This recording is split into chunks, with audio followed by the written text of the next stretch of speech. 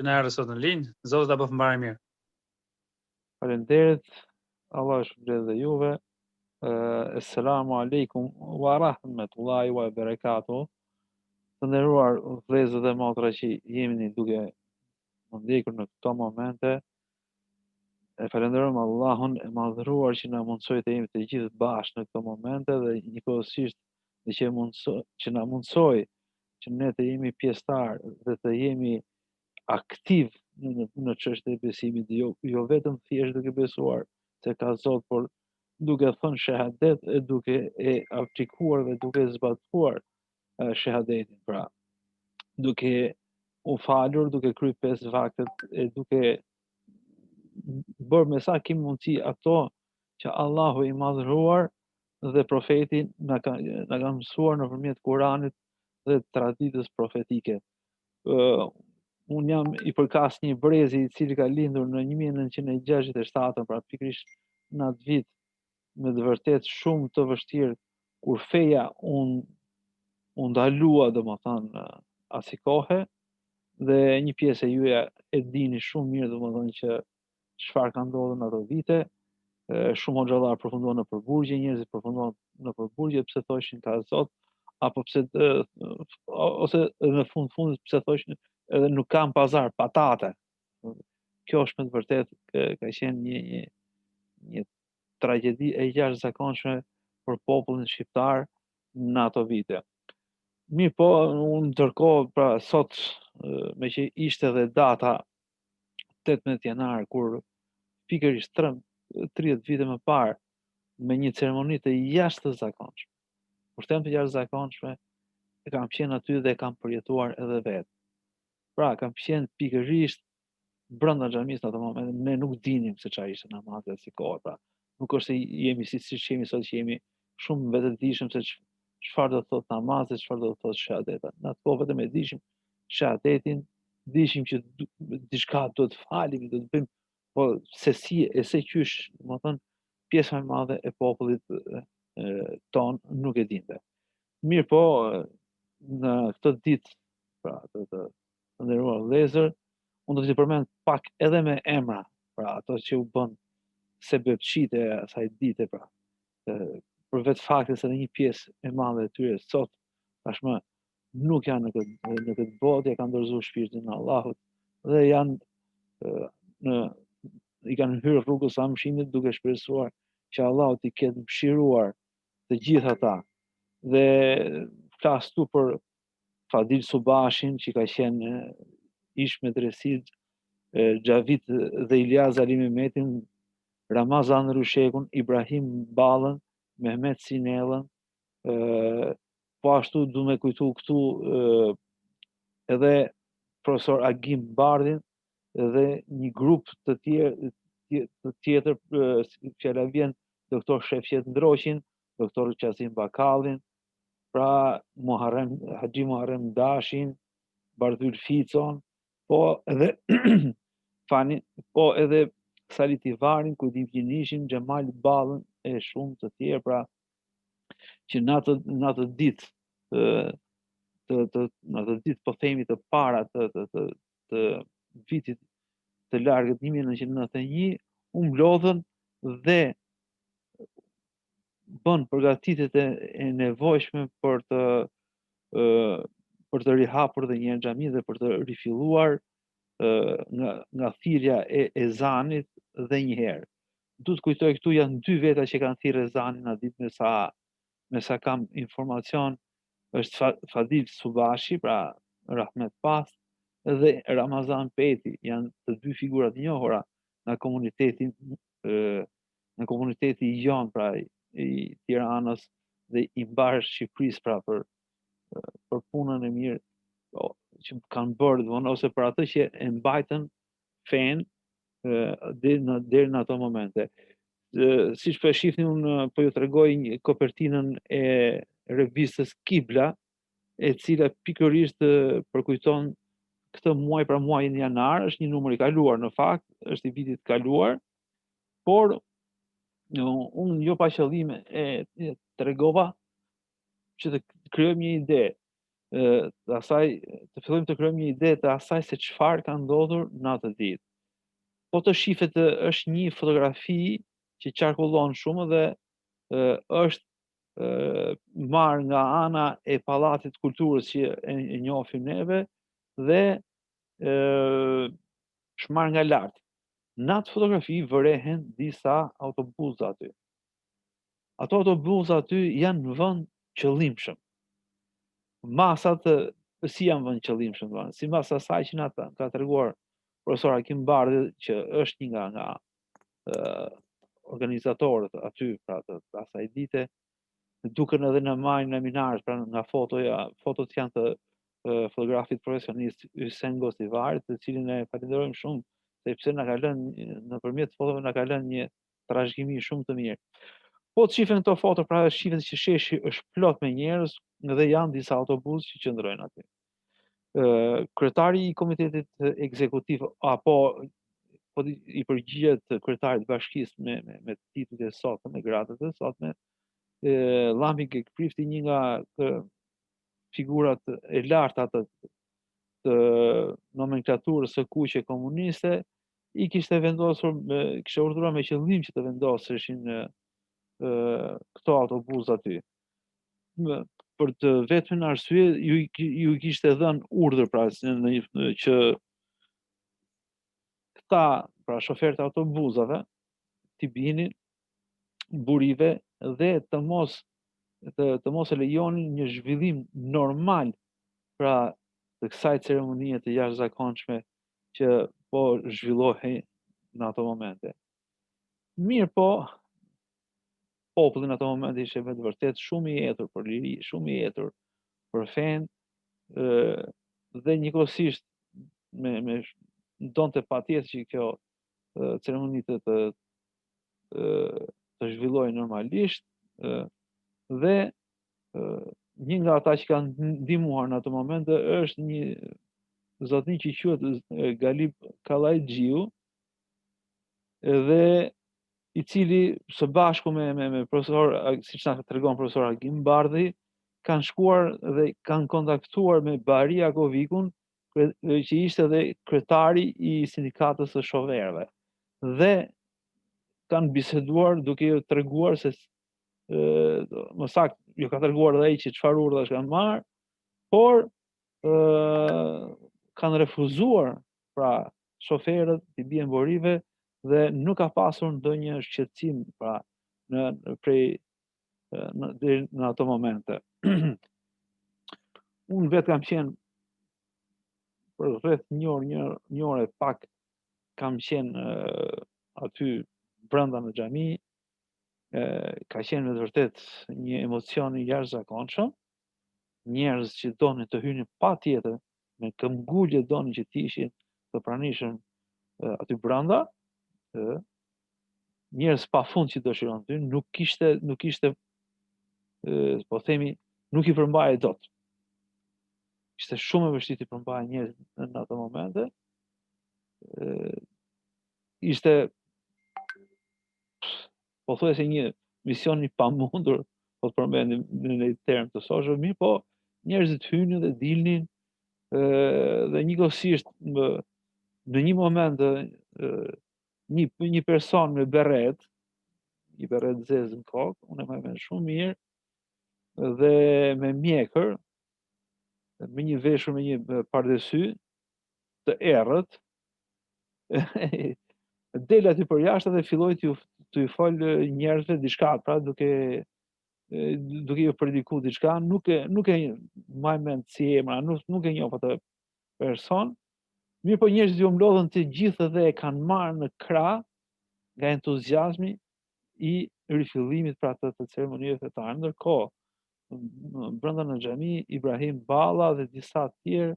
këndonin Kur'an, kishin gjetur disa Kur'an aty dhe njerëzit po shifet në fotografi, shifet e qartë se si njerëzit me Kur'an në dorë hynin te dera e xhamisë dhe të shifshe njerëz që të përlotur, të cilët me shumë ëndje pra kishin prej kohësh që kërkonin, le të themi, që kërkonin të shprehin si thosh dashurinë e tyre ndaj Zotit, por ishin të paaftë normalisht se nuk e dinin, nuk dinin se çfarë thonin në ato momente pjesë e madhe e popullatës, pra se ishte shkëputur ajo, le të themi, vetdia fetare, një pjesë vetë ata, ky grup njerëzish që unë i përmenda më sipër, Fadil, Subashi e tjerë, ishin në mosha të mëdhaja. Vetë profesor Hakim Bardhi në ato momente kishte dalë në pension, siç na tregon ai vetë. Mirë po, duke qenë se dëshira e madhe e tij për të qenë aktiv në këto ngjarje, i rikthehet edhe një herë dhe është së bashku me disa me Ibrahim Ballën dhe profesor Xhemal Ballën, janë protagonistë që pastaj më pas marrin edhe në dorëzim edhe xhaminë e Kokonosit, e cila u hap një muaj më pas, pra nga 18 janari hapet në 18 shkurt, një muaj fiks, dhe më pas, pasi atë tregon pra që profesor Agimi tregon se si ne kemi pastruar fillimisht xhaminë e Kokonozit, po kalojmë një të themi në një tjetër, por është si vash pra e kësaj dite dhe rihapja e xhamisë Kokonozit, dhe përsëri me thënë drejtën, kam qenë ato ditë kur rihap, akoma nuk kishte marrë atë fytyrën e vërtetë, pra si thosh xhamia e Kokonozit, sepse nga që ishte kthyer në një magazin duhani, magazin që edhe sende tjera ushqimore vishin aty, mezi e kanë pastruar, tregon profesor Agimi, thotë që tonelata duhan kanë qenë aty brenda. Mezi është rikthyer në gjendje, por në gjendje funksionale xhamia e Kokonozit, dhe mbas një farë kohe shumë shpejt, mbasi sepse në xhaminë e Kokonozit fillimisht jo vetëm që u rihap, por u përdor edhe si godina dhe që ishin aty të pranishme, disa magazina, disa gjëra, u rregullon dhe u kthen edhe u përdorën fillimisht për medresen, edhe më pas u përdorën edhe si ku mund të rrinte administrata e komunitetit musliman, ku filloi nga administrimi, pra si thua. Shumë vështirësi kanë pas, sepse njerëzit pra që do të kalojsh aty në pazar, ishin jo dashamirës, pra ata që kishin fillimisht ato dyqanet aty, dhe sajonin shumë pengesa, që të mos hynin njerëzit pra në funksionimi. Muret e xhamisë tashmë ishin dëmtuar, unë mbaj mend shumë mirë kanë qenë në ato zbukurimet karakteristike me lule, zbukurime që quhen floreale apo bimore, pra me bimë të ndryshme, shumë interesante, mirë po ambientet ishin dëmtuar, domethënë, dhe kishin nevojë për mirëmbajtje. Pra këto janë dy momentet kryesore pra të rifillimit. Kujtojmë këtu, desha të kujtoj që tashmë në Shkodër ishte zhvilluar pra ceremonia e rihapjes së xhamisë së Plumbit, dhe unë i bëra një pyetje profesor Hakimit, si ka mundësi, thashun, që xhamia e Plumbit në Shkodër është hapur më herët se ajo e Tiranës, dhe xhamia rihapja e xhamisë e Thembellit në Tiranë pati më shumë jehan. Me shumë të drejtë profesori vëren se në atë kohë kishte dy gazeta dhe televizioni kombëtar, pra që ishte televizioni shqiptar, të cilët ishin të kontrolluar totalisht nga Partia e Punës së Shqipërisë, që akoma nuk ishte larguar nga pushteti, dhe sajonte pengesa nga më të ndryshmet që të mos rifillonte nga funksionimi i një jete shoqërore, pra të lirë, ku njerëz mund të shkonin të adhuronin Zotin, të shkonin në xhami, e tjera, e tjera. Pra, duke qenë se Tirana ishte edhe kryeqendër dhe ishin dhe gjithë institucionet kryesore, edhe pjesëmarrja ishte me të vërtetë shumë e madhe, rreth 20-30.000 vete kanë qenë pa Afrikë atë ditë në shesh. Akoma nuk ishin filluar to, si thua, zhvillimet e duhura demokratike, kështu që njerëzit kërkonin patjetër të kishin të shijonin lirinë e tyre, dhe kjo reflektohej edhe për çështjen e lirisë së besimit. Prandaj edhe Tirana mori një rëndësi më të madhe se sa edhe Shkodra për momentin, sepse çdo gjë domethënë ishte dhe u bë më komunikueshme, edhe ishte më e kollajt për çështjet e komunikimit. Këto janë pak a shumë ato çka ndodhen ato ditë. Ka pasur le të themi, po të shohim, kemi një kalendar pra të rihapjes së xhamive nëpër rrethet të ndryshme, ku siç e përmenda, e para ka qenë Tirana, më falni, e para ka qenë Shkodra, pastaj vjen Elbasani, pastaj vijnë me radhë disa qytete tjera, pra që si Durrësi e Kavaja, në cilët ka qenë protagonist, e përmend tu me shumë kënaqësi dhe me Zoti i Pastër Rahmet për Haxhi Xhafën, i cili ka bërë çmos për hapjen e xhamisë, le të themi rifillimit të funksionimit të fesë në Kavaj, dhe në Durrës ka ndihmuar. Pastaj kemi Beratin me xhamin Mbret, edhe atje kemi një grup njerëzish të cilët drejtohen nga Mehmet Bollake. Kemi Vlorën, pastaj që hapet në 23 janar, pastaj kemi Peshkopin me xhamin e Pazarit me 21 janar. Në Shkurt kemi xhamin e Gorricës, pra në lagjen e Gorricës në Pogradec. Po me 18 janar kemi edhe xhamin e Elias Bej Mirahorit, është një nga xhamit më të bukura që kemi në trojet tona, është një nga xhamit më të vjetra, pra se flitet për një vitin 1496, pra rreth 500 vjet më herët, një xhamit më të vjetra. Pra,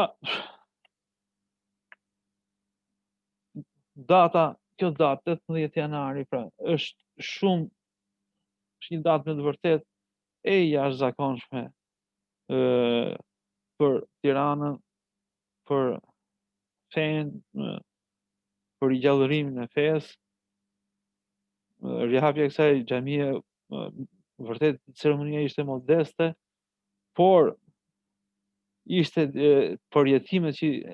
njerëzve në ato momente ishin të jashtëzakonshme. Në fytyrat e pjesëmarrësve lexohej qartë gëzimi për të ngjarje të madhe, e cila shënon edhe rikthimin e besimit në jetën e tyre pra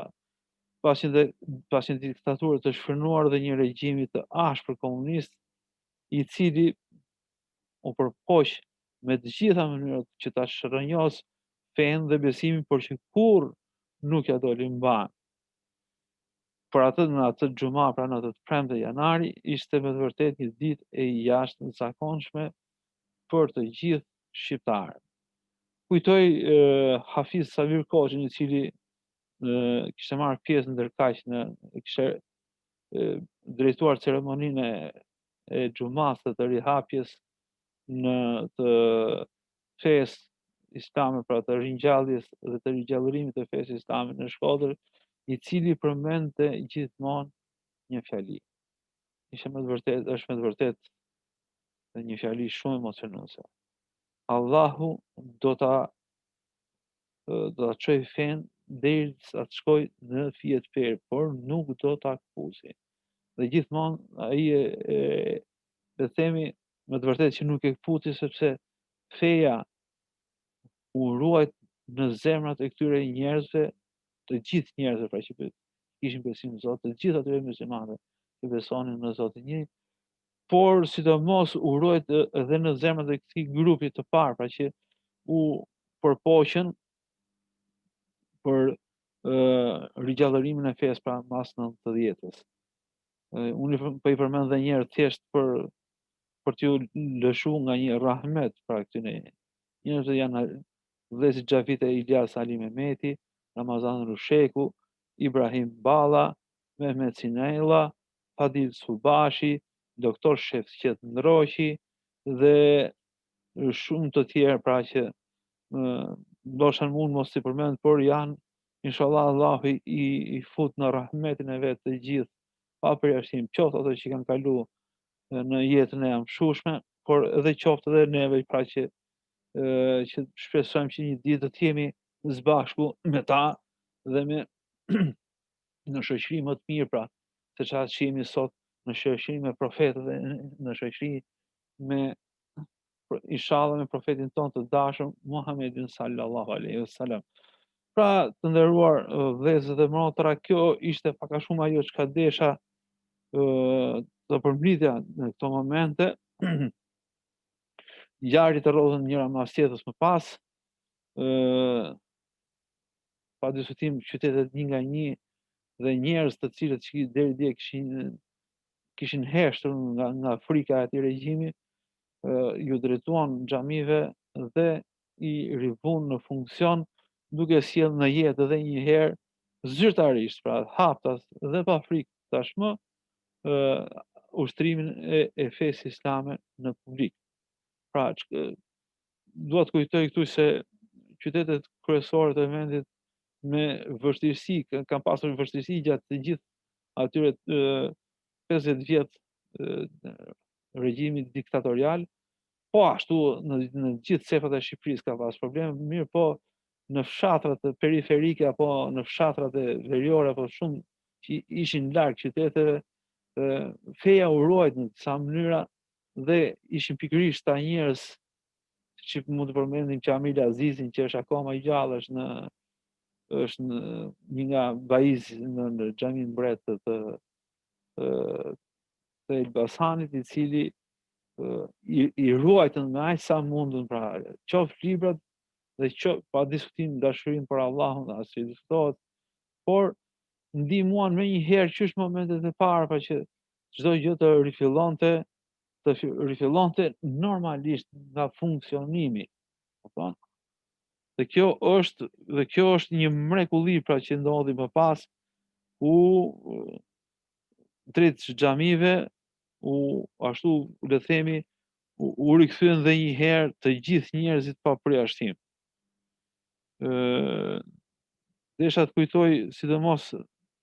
dhe në Elbasan ka pas me të vërtet shumë një zhvillim shumë të jashtëzakonshëm, por ajo çka i dha një ndihmesë për rigjallërimit të fesë ishin dhe medreset të cilat u ngritën qoftë në Tiranë medreseja, u ngrit edhe një medreseja që ne e njohim, ku drejtori i saj parë ka qenë Ibrahim Balla, pra një nga ata që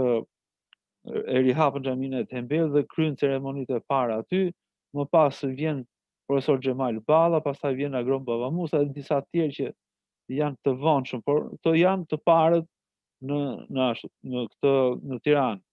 Po ashtu kemi rihapjen edhe pa atë vit, pra në 91-shin edhe e medreses Kavajës, e cila më edukoi brezët e parë, u hap edhe një medrese në Elbasan dhe kështu që edhe një herë u rikthye, filloi rikthimi i normalitetit në jetën fetare të bashkësisë muslimane pra të Shqipërisë, ku edhe ne sot pra ato të rinj që ju drejtuan fillimisht, jo vetëm xhamive në Tiranë, në Elbasan, në Shkodër, por edhe medreseve të cilat u ngritën më pas, ato të rinj sot janë kthyer dhe ne i kemi hoxhallar, pra siç nuk po i përmend me emra, por por nuk është e rëndësishme, por janë rikthyer tashmë mas 30 vjeçe që të rihapjes fesë, ne këta trinj që e parë, të atij brezi, janë sot hoxhallarët e disa prej xhamive, qoftë në Tiranë, Elbasan, Shkodër, apo edhe në qytete të tjera. Kjo ishte pak a shumë ajo çka desha të përmendje në këto pak minuta, sepse nuk dua të zgjatem shumë. Nëse dikush ka ndonjë pyetje në diçka të veçantë, ka një kuriozitet veçantë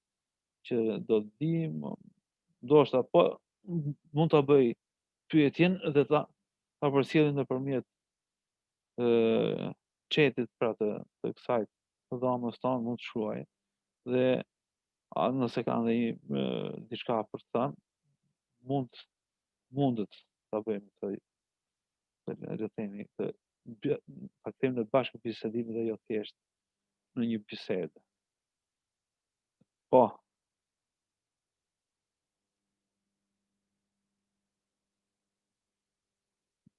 Nuk ka ndonjë pyetje. Tanon, nëse më dëgjon, është 18 janari do të mbetet gjithmonë një ditë por të përkujtuar. Ishte me të vërtetë diçka e jashtëzakonshme ajo çka ndodhi me 18 janar, për që tregoi që populli shqiptar ishte i jetur për fen. Jo ashtu siç u mundua, pra që qeverisja komuniste e cila i mshoi ateizmit, e bëri ateizmin fesë zyrtare. Nëpër shkolla i mësonin fëmijëve që nuk ka Zot. Ndërkohë që gjyshet e tyre, është një rast që tregon që thoshin, tha nona edhe e ke pa Zotin? Edhe ajo i kthe, po ku ke fuqi ti që ta shohësh Zotin? E tha, si dashke me pa Zotin. Mirë, po erdhi dita që me të vërtet që ne të gjithë pa përjashtim t'i rikthejmë edhe një herë fesë, t'i rikthejmë edhe një herë Islamit, t'i rikthejmë adhurimit Zotit dhe t'i rikthehemi në zbatimin të fesë, pra të xhamisë, të gjitha asaj, të gjitha atyre gjëra pra që na urdhëron Allahu në Kur'an edhe që na ka mëson profeti sallallahu alaihi wasallam në traditën e tij. Të nderuar vëllezër dhe motra, unë kaq isha për sonte, ndoshta do takojmë ndonjë temë edhe më shpejt, pra në ditët të vijim. Allahu ju shpërblet gjithëve. Esselamu alaikum wa rahmetullahi wa barakatuh.